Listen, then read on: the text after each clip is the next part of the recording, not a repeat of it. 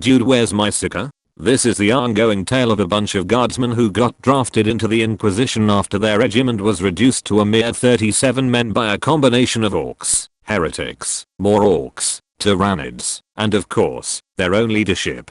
Currently, they are working for an Inquisitor, that is the 40k equivalent of Professor Oak. He provides teams and missions to interrogators, who need to get some leadership experience, before becoming full Inquisitors. The lot of these guardsmen is rather thankless. They are matched up with 5 other less combat-focused team members, assigned to an interrogator, and sent out to fight the enemies of the Imperium.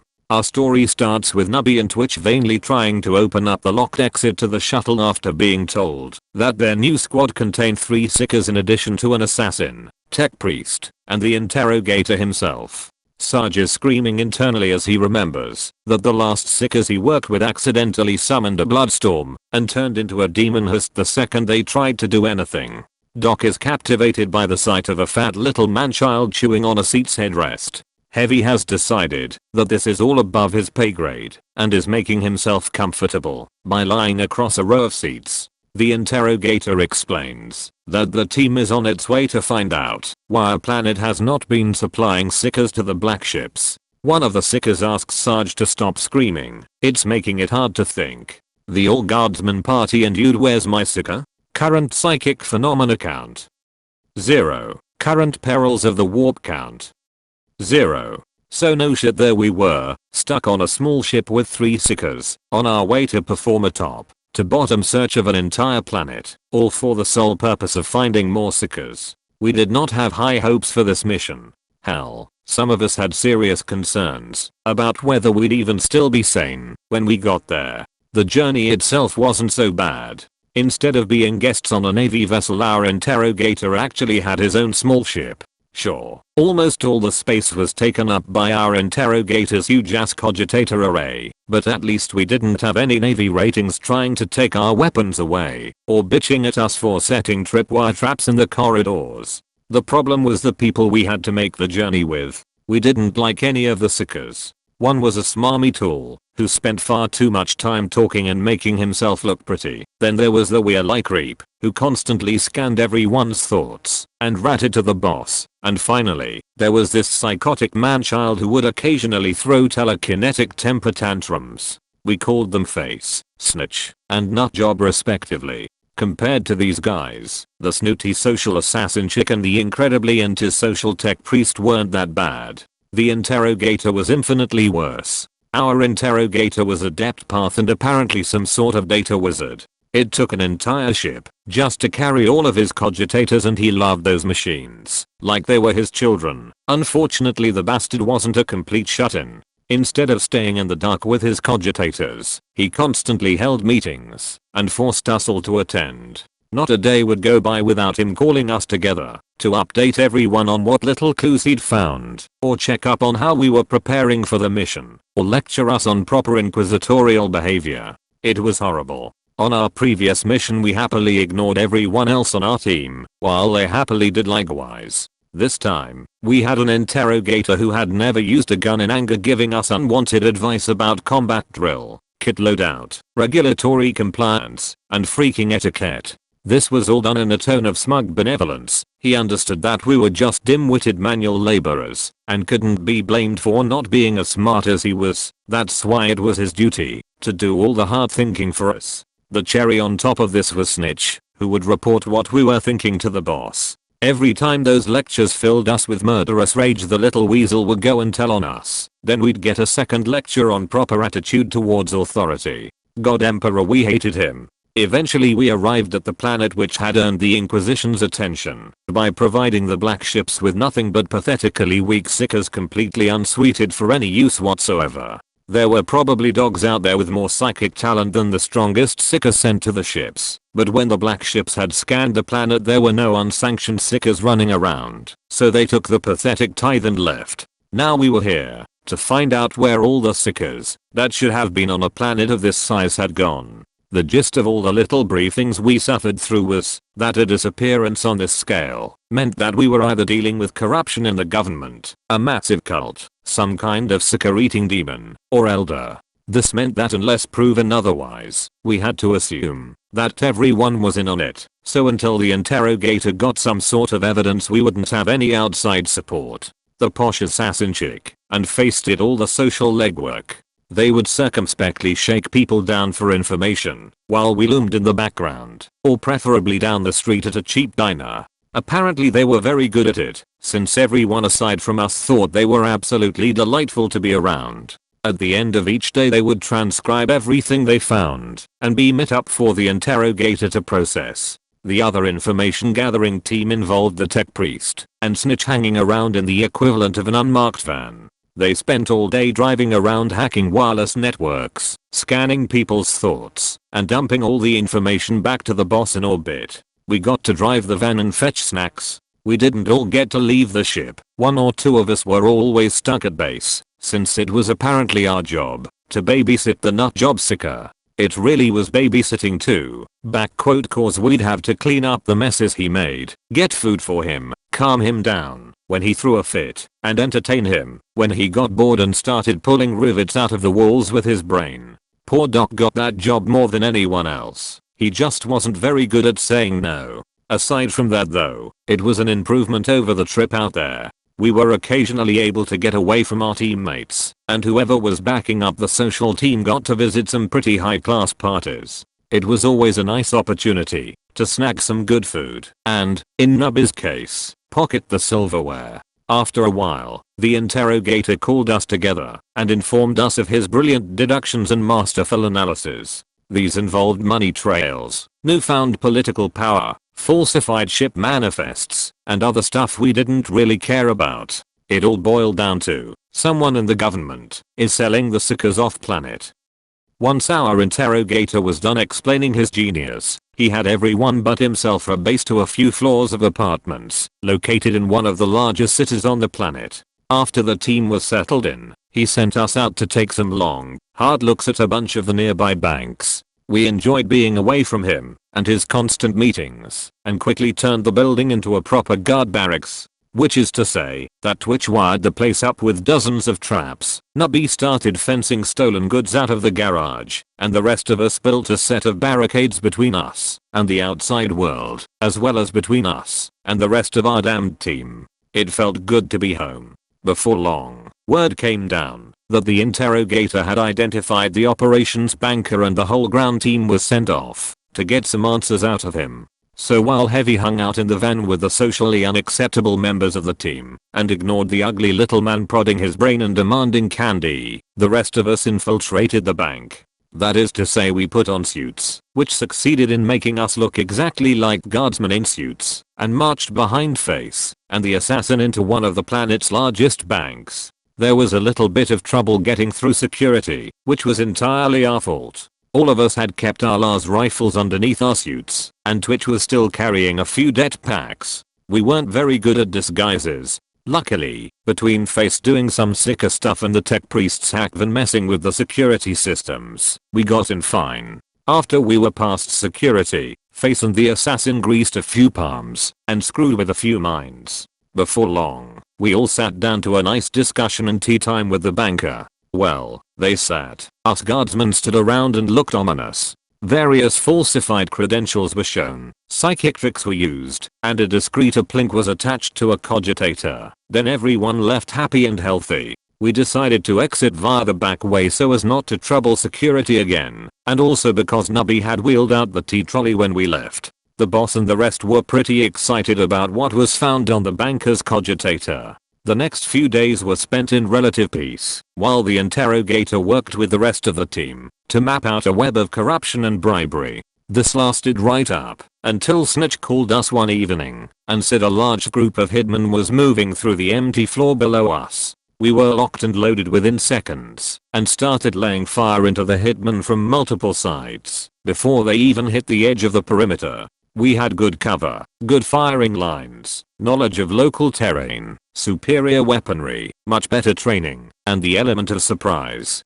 It was a slaughter. The last 3 of them were pinned down by Heavy and Twitch, while the rest of us flanked them when everything went dark and horrific screaming started. When the lights returned, all the hitmen, dead or alive, had been reduced to chunky salsa, and we could all hear Nutcase giggling upstairs. This killed the mood. Everyone eyed the Sika nervously as we packed up our shit and got the hell out of there before the authorities showed up.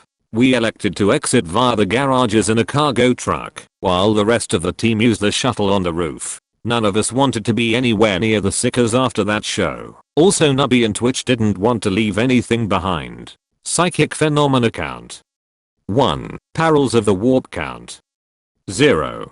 We rebased to another almost identical set of apartments and went about guardifying it again, except this time Twitch was given free reign on the entire buffer floor instead of just the entrances and windows. While this meant that entering our base via the main entrance took about 15 minutes and carried a very real risk of grisly death, we knew that people were actively trying to kill us. Also, we didn't want to depend on anyone who turned bodies into chunky salsa and giggled about it for our perimeter security. The rest of the team started using air transport exclusively after the assassin nearly lost her hand when she didn't follow Twitch's entry instructions correctly. After a few days at our new base doing scan trips and otherwise laying low, Snitch found a young nascent Sika powerful enough to be worthwhile. So our team of elite inquisitorial agents started staking out a toddler.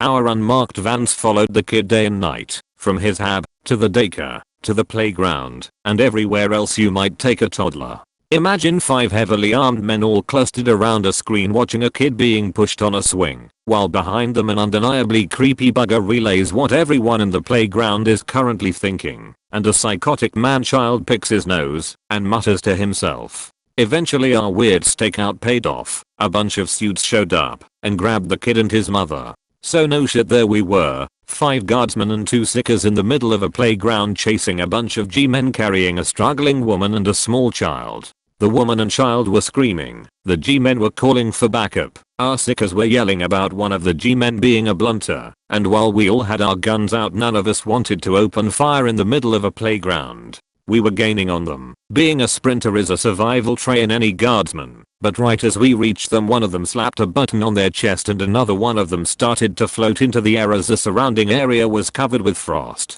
We all immediately slammed into an invisible wall and were scattered across the ground, while Snitch stopped and started muttering himself and gesturing. None of us wanted to be in the middle of a Sika fight, so we flanked the invisible shield, left Heavy to cover the enemy Sika, and resumed the chase. The G-men had gone to ground in a playscape and opened fire on us with small arms, but were having trouble because the child was apparently emitting random bursts of static electricity. We decided that survival was more important than civilian casualties and returned fire from whatever cover we could find, and since we were damned good at our jobs, thing went pretty poorly for the G-men. We nailed most of them in the first few volleys, which convinced the last few to keep their heads down while we flanked them. Behind us Heavy was laying stubber fire into the enemy Sika's shield, and Snitch was pressing him hard. Then with a little pop the enemy Sika disappeared. While Heavy and Snitch watched the spot where the Sika had been, we rushed the remaining G-men. Our interrogator was helpfully reminding us over the Vox that he wanted prisoners, so we charged in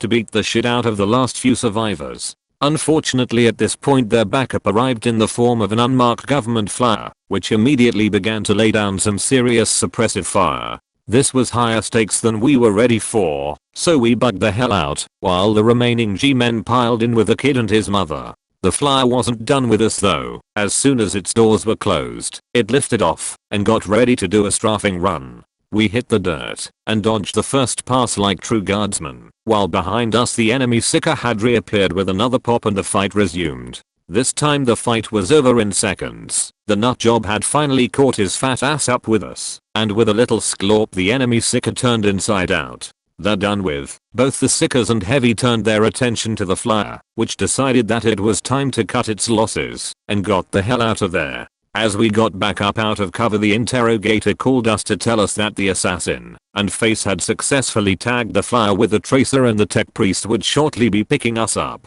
to assault whatever facility it landed at. Psychic phenomena count. 3. Perils of the warp count.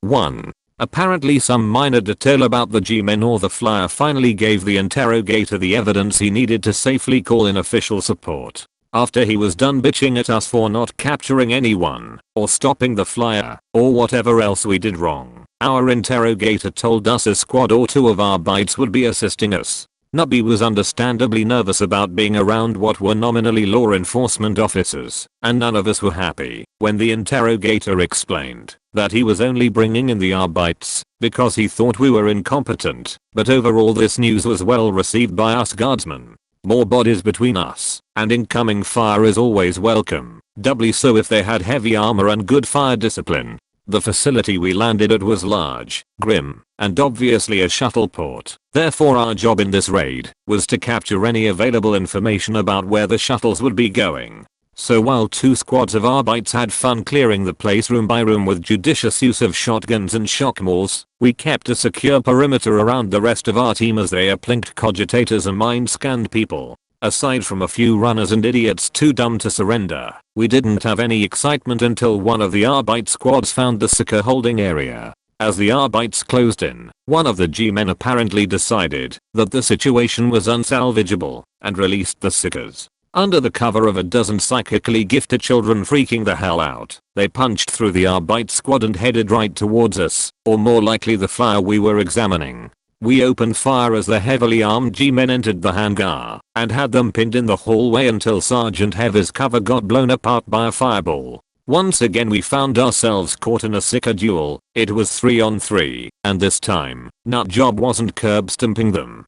The fight seemed evenly matched. Our Seekers stood there and grimaced a lot and occasionally manifested horrible smells or small earthquakes. Their Seekers sat in cover and did likewise. We didn't have line of sight on any of them, and when we tried to toss in a grenade, it got slapped back at us halfway through its arc. We weren't exactly sure what to do, but after the fourth creepy occurrence we decided it was time to use our initiative to end this shit before someone summoned a demon. Sarge appropriated a nearby forklift, drove it outside the hangar, and then we slapped a bunch of det packs on it. We turned it toward the outside wall of the hallway the Seekers were holed up in, put a brick on the pedal, and blew the entire hallway into rubble before anyone noticed what was going on. It surprised the hell out of us when the dust cleared and two of the Seekers were still there, hiding under a shield, but it didn't last long after that. With a hellish bang, one of the Seekers shot into the air and splattered against the shield and the last Seeker immediately turned inside out. We could hear the nutjob giggling back in the hangar. Psychic phenomena count. 8. Perils of the warp count. 2. That was the last of the resistance. We poked through the military hardware that was left behind, while the rest of our team did inquisitorial stuff to the surviving G-men and their cogitators. After they were finished, we packed up our loot and headed back to base to rest and rearm while the interrogator played with all the data we got for him. We were assured that before long he'd know where the Seekers had been sent from the processing facility and were told to get ready to launch another assault as soon as he had a target.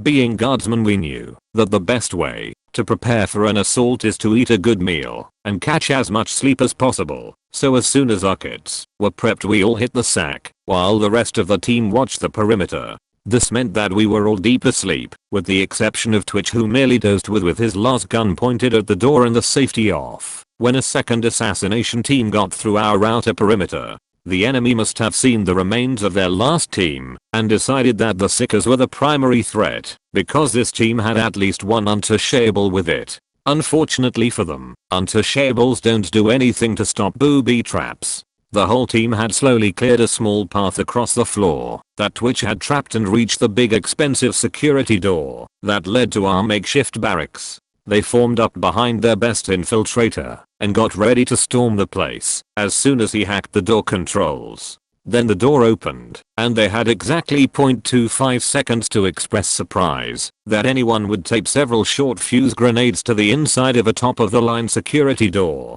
This woke us all up, and, Twitch being Twitch, he'd put an entire clip and 2 frags into the open doorway before anyone else was upright. He probably didn't hit anyone, since the 6 grenades taped to the inside of the security door had vaporized everyone near it, but he sure as hell convinced their rear guard to start falling back. Not that it did them any good. Before the rest of us were on our feet, Twitch hit the remote detonator for the every single mine he'd placed below us. The entire buffer floor was blown to shrapnel, taking the rest of the assassination team with it, and setting off alarms up and down the entire block. Luckily, the building was non-flammable and sturdily built, so aside from a very rude awakening, no one we really cared about was hurt. Sarge decided that nap time was over, so we kitted up and waited for the word from our interrogator. Before long it came. He pinpointed a rogue trader that was receiving the suckers and carrying them to off-world slave markets. A joint naval and Arbite force would meet us in orbit, and we would board the trader before they made their escape.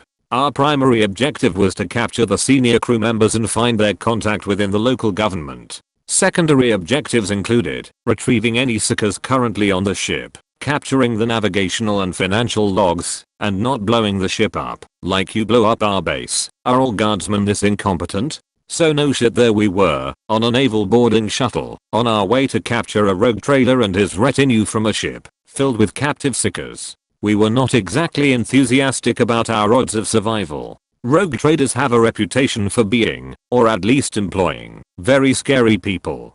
Plus, an entire ship of untrained ones was a terrifying thought. Ours were bad enough alone. Still, we were guardsmen. Facing certain death for unappreciative superiors is what being a guardsman is all about. None of us really enjoyed the shuttle trip. The pilot was clearly terrified, and the evasive maneuvers made us all nauseous. We half expected to be blown out of space before we got to the ship, but we landed on the hull without incident and cut our way into the interior. While we did this, several other Navy and Arbite shuttles were doing likewise. This was not a subtle attack, so it was hardly surprising that, before we got 10 feet in, the ship's alarms started to go off. We knew our business though, and mowed down all opposition before they got a shot off on us. The assault was going well for all of the teams. We'd seized the engines and main batteries, the main hangars were on the verge of surrender, and the tech priest was pretty sure he'd located the bridge. Seizing the initiative, he remotely hacked all the entrances to lock open, so they couldn't be shut against us. Unfortunately, those turned out to actually be the doors to the Seeker's isolation cells. The second he opened them, everything went to hell. Literally. Ghostly images filled the air. The frescoes on the walls started weeping blood. Unearthly screaming came from every direction, and a stench that put even Nubba's lack of hygiene to shame emanated from the air vents. Our Seekers moved forward to try and sort things out before the entire ship got sucked into the warp or something, but we wanted nothing to do with a section of spaceship filled with supernatural darkness and constantly fluctuating gravity. We still had a mission though, and since the psychic activity was blocking Vox communication, Sarge took operational command. We needed to get to the bridge, which the rather embarrassed tech priest assured us was definitely just a little farther past the Seeker holding area. Once there, we needed to find the rogue trader, subdue him, and hit him until he ratted on his buddies. The problem was that, even though there were other passages to the bridge that didn't go through the Seeker cells, the psychic spillover had turned that entire section of ship into a no man's land.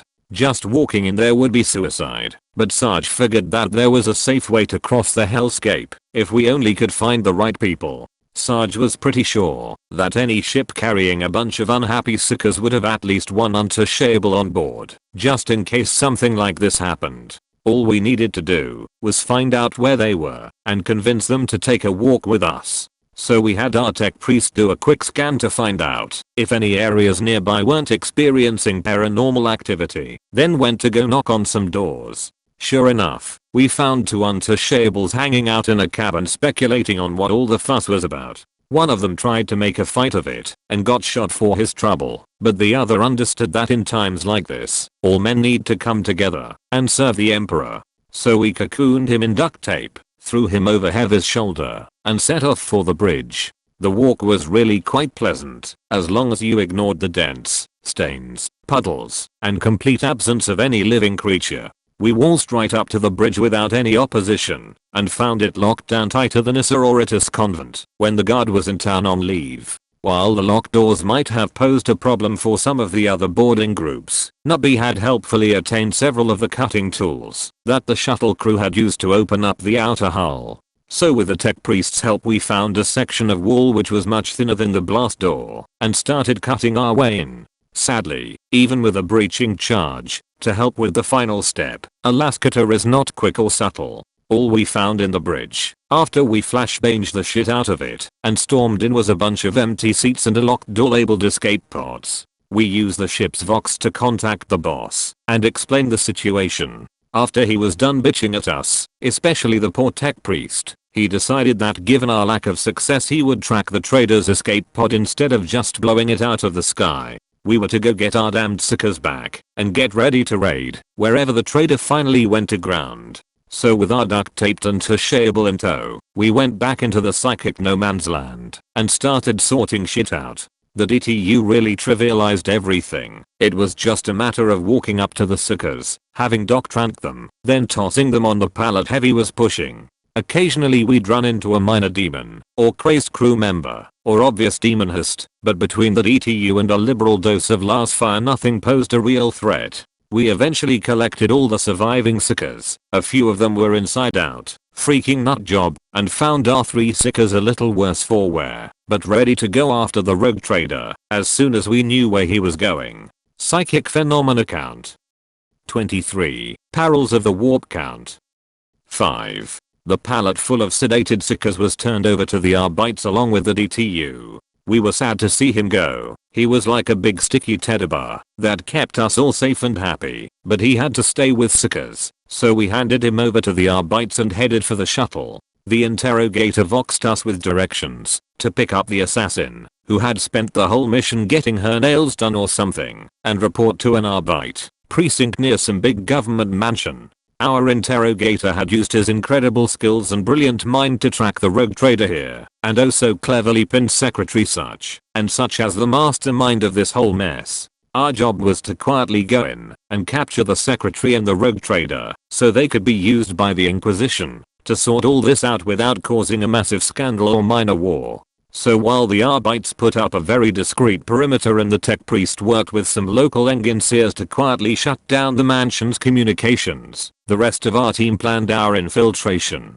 By this point Sarge was done with everyone's shit and vetoed several complex ruses suggested by the assassin and Face. Eventually they just gave up, and the team was disguised as a group of heavily armed guardsmen and some dangerously unstable sickers. These weren't exactly the best disguises, but we felt pretty sure that everyone could act their part.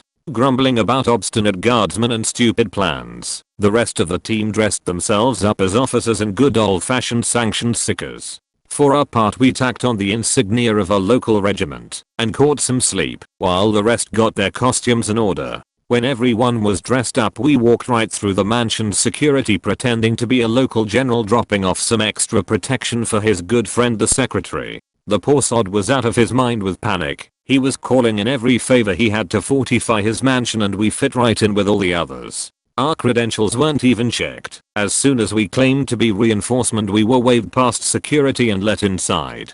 He even invited the general up to his office to personally thank him for his generosity. We walked right into the secretary's office and presented ourselves to him while the rogue trader stood behind him and stared at us boggle-eyed. Nothing good can last forever though, and after a few seconds of speechlessness the rogue trader called the secretary a bloody idiot and opened fire. The rogue trader was a little late though. By the time he drew his weapon the assassin had grabbed the secretary and we had already killed several bodyguards. We signaled the Arbites to move in, grabbed some cover, and started a two-way firefight between the trader and security reinforcement. We had him well pinned and had started to flank him when the far door burst open and the trader's retinue entered the fight. 2 of them were already glowing. Once again we found ourselves stuck in the middle of a damned sicker duel. Meanwhile, the Arbites moved in to detain everyone, and without direct orders from the secretary none of the security forces felt inclined to argue with the Arbites APCs.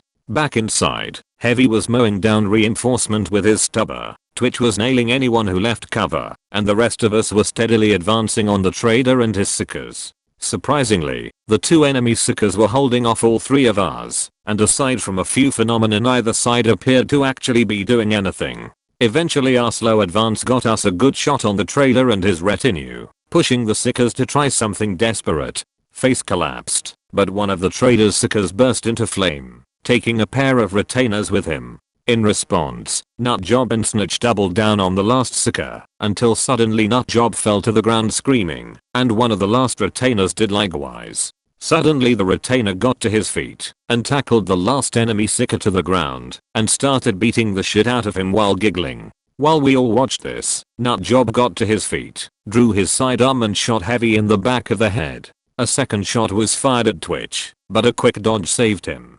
Unfortunately, the second he stopped covering the trader, a round hit him in the back. While this happened, Sergeant Nubby downed the last retainer and the trader disappeared with a loud crack. Immediately afterward, the enemy Seeker stopped moving. Doc ran towards Twitch and Heavy, and both the possessed retainer and Nutjob collapsed again. While Doc started patching up Twitch, Snitch collapsed in exhaustion, and Nubby headshot the Seeker and the retainer that had been attacking him. Sarge scanned the room for the trader, and with a tired giggle Nutjob began to sit up.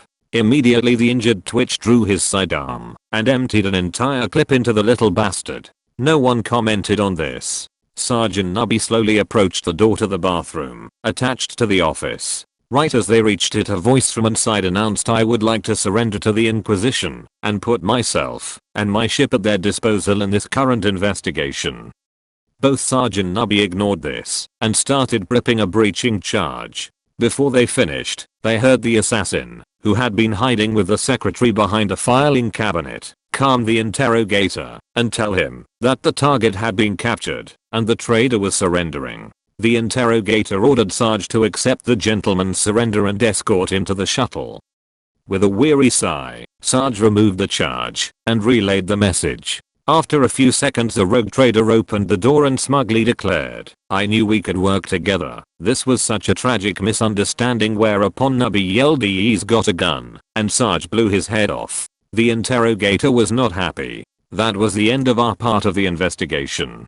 Doc got Twitch stable and patched everyone else up, while Sarge collected Heavy's body and Nubby looted the corpses. It was sort of awkward sitting there waiting for the all clear from the Arbites. The secretary was moaning and crying in a very annoying way, and the rest of the team kept shooting us death glares while they struggled to restrain him. We offered to help, but they refused us for some reason.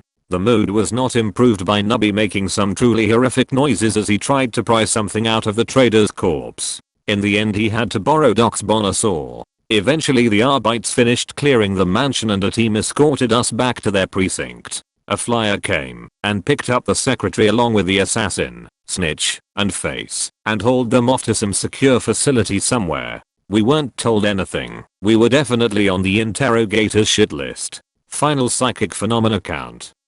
28. Final perils of the warp count.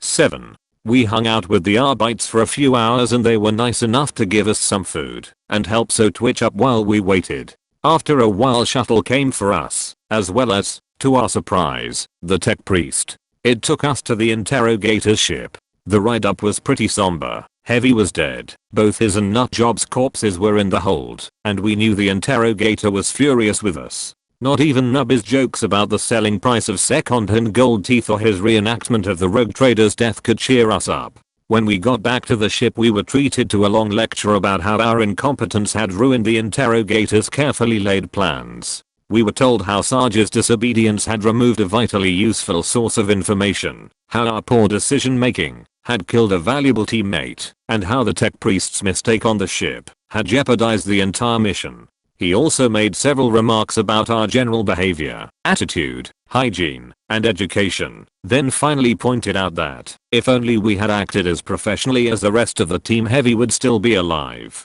If the bastard didn't have remote control of the ship's security servitors, Sarge would have probably killed him. In the end, we were ordered to pack up and return to the shuttle. We would be returning to Oak's ship on a naval transport while the investigation was finished with the aid of the Arbites and local AdMech. A secure data slate containing a summary of the investigation so far as well as a detailed critique of our performance was sent along with us. It came with a dire warning that Oak would be expecting the slate, and any attempt to accidentally lose it would go poorly. So we packed up our gear and Heavy and boarded our shuttle. However, as a final afterthought, we propped Nutjob's corpse upright in the bathroom, where it would hopefully scare the shit out of that damned interrogator. The trip back was a lot better than the trip out. None of the Navy boys bothered us, and we bonded with the tech priest over our mutual hatred of that bastard interrogator.